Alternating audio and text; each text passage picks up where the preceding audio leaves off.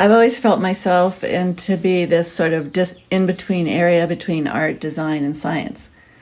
I actually, I was raised by a Freudian psychiatrist who was irrational and a art historian who was very rational. So the stereotypes were already mixed up, and then they never got along. So I feel like I went back and forth between art and science, and finally got into a situation where I'm trying to get artists and scientists to talk to each other and work together. So I think it's like I'm working out that childhood scenario, as an adult. So I have an undergraduate degree in biology and worked in as a field biologist. Then I have a degree in scientific illustration, and then in fine art and culture. And now I'm associate dean for the arts at the University of Arizona, which is a big science research university. So again, I'm in this translation position where I'm trying to get artists to understand their work as research and then figure out how they can partner in this larger research enterprise of a university that's really known for lunar and planetary science and environmental science. So anyway, that's my background. And I think because of that, I'm really interested in the definitions of art, design, science, culture. And even though words are not really sufficient, I love working with words because I think we spend a lot of time talking about things that are not defined, and people have their own ideas of what we're talking about.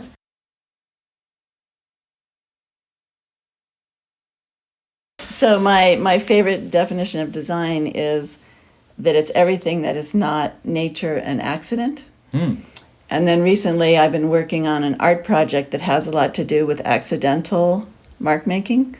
And then I thought, well, if that's the definition of design as everything but nature and accident, maybe art is design and accident.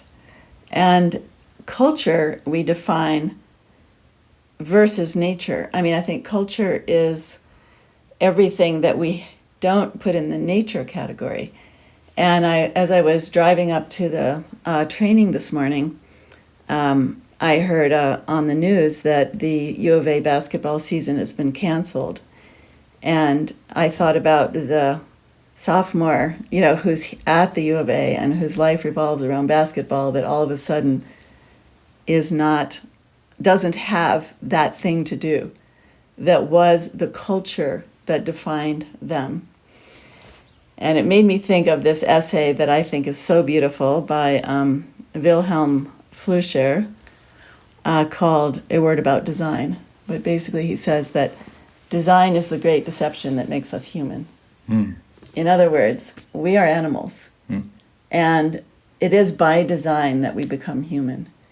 It's like a lever, he says, that allows us to lift way more weight than our bodies can actually lift. And it's at the moment that we die, we become an animal again. We die as an animal, but we live as a designed phenomenon, and that's culture. And in the broadest sense, it's like this critter, this virus, this nature has moved in to this realm of culture. And we're watching things drop away that we created. Music events, art, everything, school, all the things that basically we use to define ourselves to ourselves as human versus animal. This little virus is just going bing, bing, bing, bing, bing. These aren't real. What's real is we're organic, or we are creatures just like everything else, vulnerable to life and death and disease. And it's just like, that's what in our last session when I said watch what's happening, it's like watch what is falling away, because it's deception, it's design, but it's the deception that makes our lives worth living.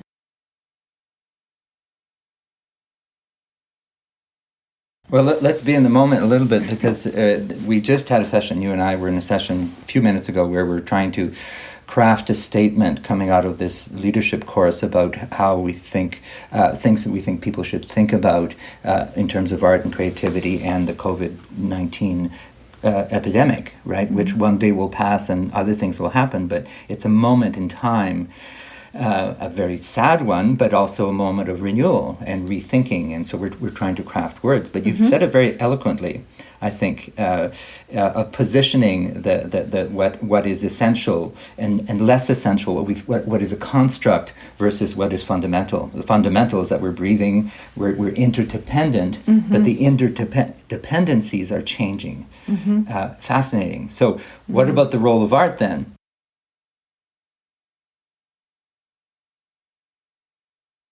Yeah, so I think this idea of what are the things that last?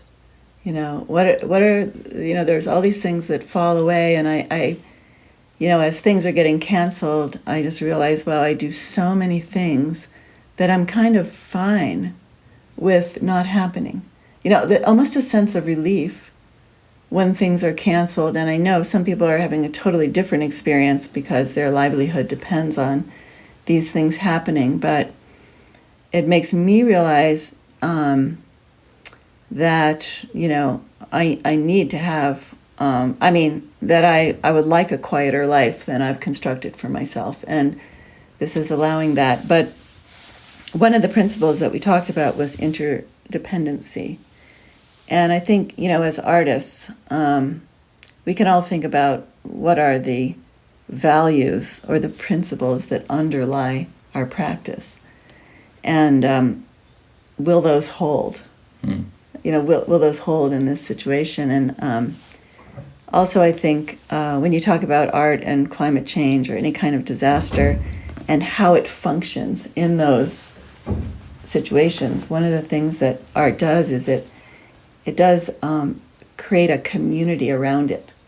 And just what's happening in this training is that people are all here for various reasons because they're in the creative culture in one reason or another. And I'm really impressed by all the unification that's going on in this group. So you could say that that's a principle that will hold. And the other thing that's really cool about this situation is we're all out of our elements. And I think another thing that art does that's really important is it makes the familiar strange and it makes the strange familiar.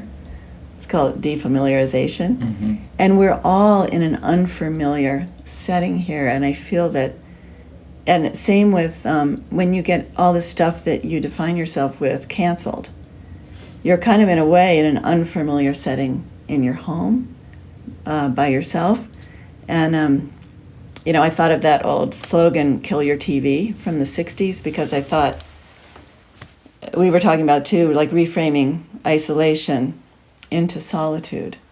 And if you're just going to binge watch all your favorite shows over and over again, you're not going to be taking advantage of this opportunity, which is to become defamiliarized with your life and get that moment to step back and say, what is this life I've created? And is this making me happy? And does this follow the values that I have? And it's a way that sort of reassessment. And I think for artists too, it's like, what is my art practice? And does it hold in a situation like this? Is it restoring, or is it connecting? Or is it an isolated practice that falls apart right away when it doesn't have all this, when it doesn't have these certain, or like we were talking about, like the creative response to the situation. If my practice requires a gallery or requires some kind of group gathering, and that's not going to happen, then how does my art practice respond creatively to that?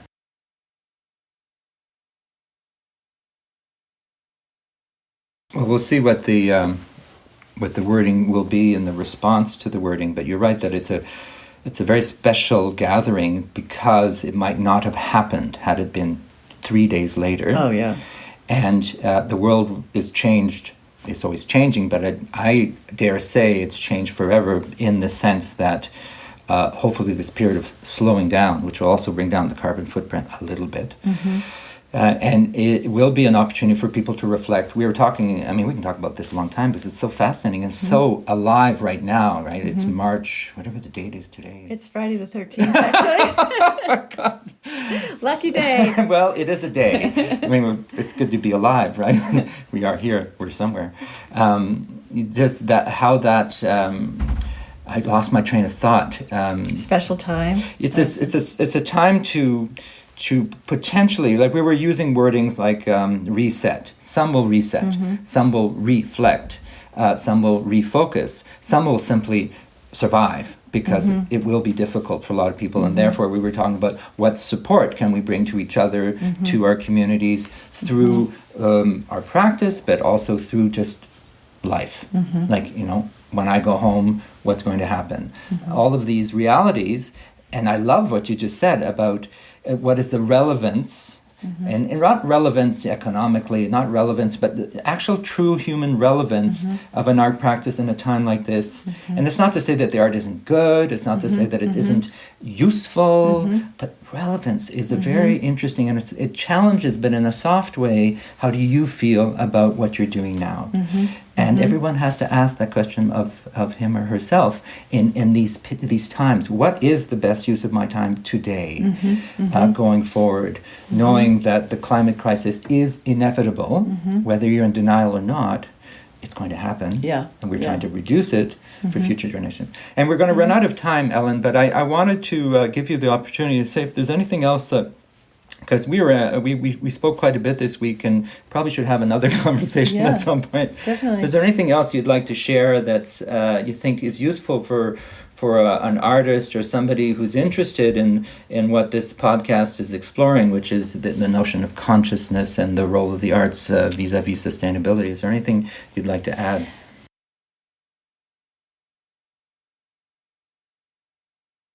There's a great book called How Climate Change Comes to Matter by Candace Callison. And she's an anthropologist, and she basically looks at all these different groups and how the climate change, that basically she says, you message climate change through networks of people with shared values. So for a corporation, it's the risk. It's a financial risk. For the Christian community, it's protecting God's creation. For the Inuit, it's basically life. As artists, I think it makes us feel better to be engaged. But it's really important to think about the community of shared values that you're speaking to. And one of our speakers said that only 9% of the population has climate change in their conversation. And I heard a writer once say, preaching to the choir is fine because the choir is not really doing much. I mean, they share the beliefs, but the choir needs to be activated and supported.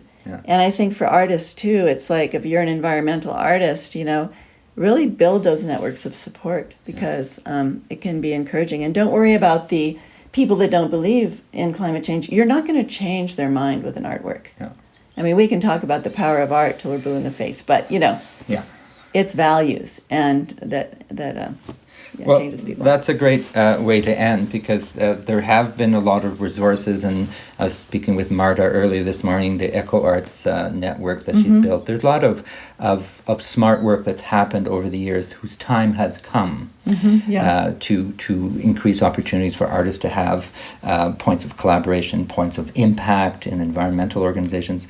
So we're sort of reinventing the wheel, but we're also seizing the day and seizing the moment. And I like the choir metaphor because a lot of people sing in the choir. They're already part of groups. They just, maybe they need to change the song. In fact, that's what I was going to say earlier, is that when we did this session just a few minutes ago, one of the artists said, let's start with a song. very powerful. To sing words together, it was a very meaningful song. I won't sing it now, but it was really, so that's also a way just to bring art to help us through solidarity. Yesterday we went for a walk in the trail, or looking at cactuses, and it was a cultural event because we were being explained to us how, you know, all of these events that enrich our lives, that make us appreciate the wonder of life, including art, but not exclusively art. Not only art does that, life does that. And so we've chosen to be artists. Anyway, Ellen, thank you very much for your time. Thank you. And we will talk again. Okay, great. Cheers.